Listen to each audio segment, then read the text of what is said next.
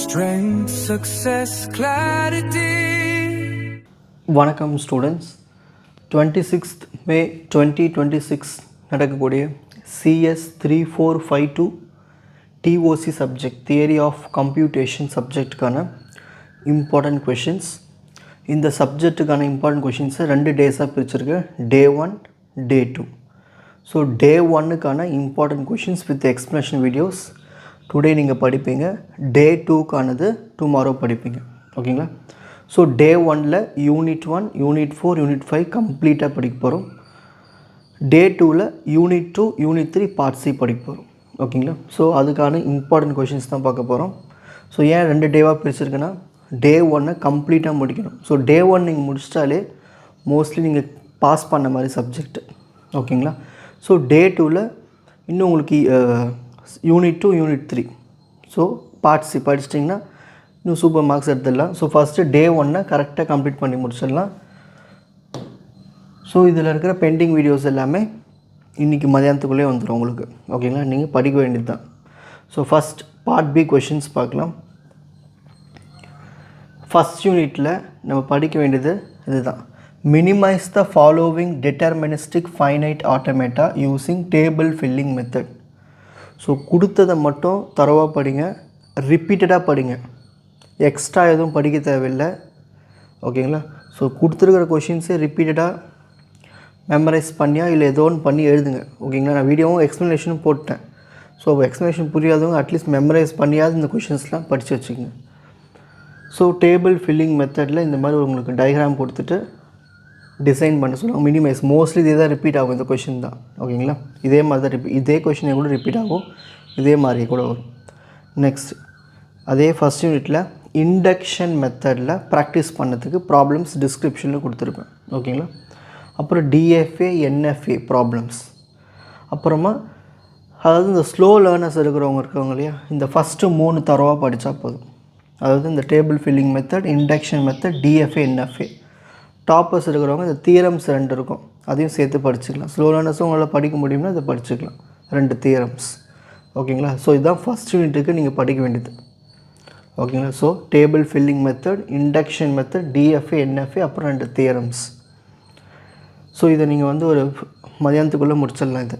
Next இங்கே வரும், இதுதான் முக்கியமான ஏரியா, 4th யூனிட்.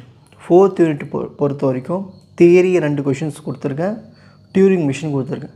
இந்த டியூரிங் மிஷின்னு உங்களுக்கு எக்ஸ்ப்ளனேஷன் வீடியோ போட்டிருப்பேன். அந்த வீடியோவில் நீங்கள் ஃபுல் ஸ்டெப்ஸும் போட தேவையில்லை. ஒன்று அந்த டேபிள் மனப்பாடம் பண்ணிக்கோங்க, டேபிளை வச்சு நீங்கள் டயக்ராம் வரைஞ்சலாம், ட்ரான்சிஷன் டயக்ராம். ஓகேங்களா? ஸோ மல்டிப்ளிகேஷனுக்கு என்ன டேபிள், அப்புறம் A power n, B power n, C power n இதுக்கு என்ன டேபிள். ஓகேங்களா?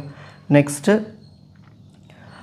டியூரிங் மிஷின் சப்ராக்ஷனுக்கு என்ன டேபிள். ஸோ இதுக்கு 3த்துக்குமே வீடியோ போட்டிருப்போம். அந்த டேபிள் கரெக்டாக மெமரைஸ் பண்ணி எழுதிட்டாலே உங்களுக்கு பாதி மார்க்கு. அதை வச்சு டயக்ராம் வரைஞ்சால் அதுக்கு பாதி மார்க், டோட்டலாக ஃபுல் மார்க் வந்துடும்.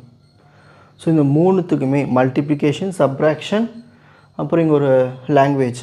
ஸோ இதுக்கு எல்லாத்துக்குமே நீங்கள் என்ன பண்ணணுன்னா டேபிளை மெமரைஸ் பண்ணிக்கணும். ஏன்னா எங்களால் படிக்க முடியல, ஸ்டெப்ஸு போட முடியாது, ரொம்ப நேரம் ஞாபகம் வச்சுக்க முடியாதுன்னா அந்த டேபிளை நல்லா மெமரைஸ் பண்ணிவிட்டு அந்த டேபிளை வச்சு டயக்ராம் வரைஞ்சிக்கலாம். அது எப்படி வரணும் சொல்லி கொடுத்துருப்பேன் வீடியோவில். ஸோ இது 3ம் பக்காவாக திரும்ப திரும்ப திரும்ப எழுதி பார்த்துருங்க. இதுதான் உங்களுக்கு ஹெல்ப் பண்ணும். நெக்ஸ்ட்டு இந்த 4th யூனிட்டில் theory questions. Discuss about the programming techniques for Turing machine. இதுக்கும் வீடியோ போட்டாச்சு. Explain the concept of pumping lemma for context free language. இது வெயிட்டிங்கில் இருக்கும், உங்களுக்கு ஆஃப்டர்நூனுக்குள்ளே வந்துடும். ஓகேங்களா? இதுக்கான வீடியோ க்ளீனாக இது சொல்லி கொடுத்துருப்பேன். Next 5th unit. Explain about travelling salesman problem in terms of P and NP completeness.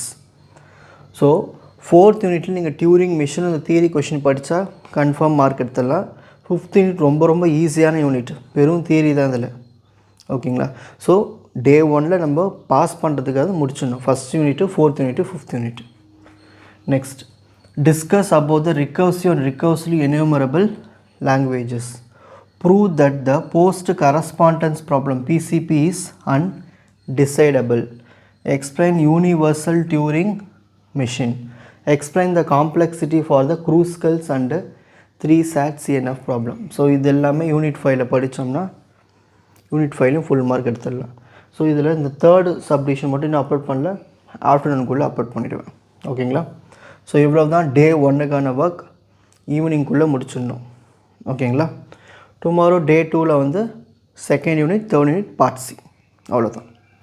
உங்களுக்கு இந்த கண்டென்ட் ஈஸியாக புரிஞ்சிருக்கும்னு நினைக்கிறேன். வாட்ச் அதர் எபிசோட்ஸ் இன் த appropriate playlist. Four G silver academy strength success directive. வணக்கம்.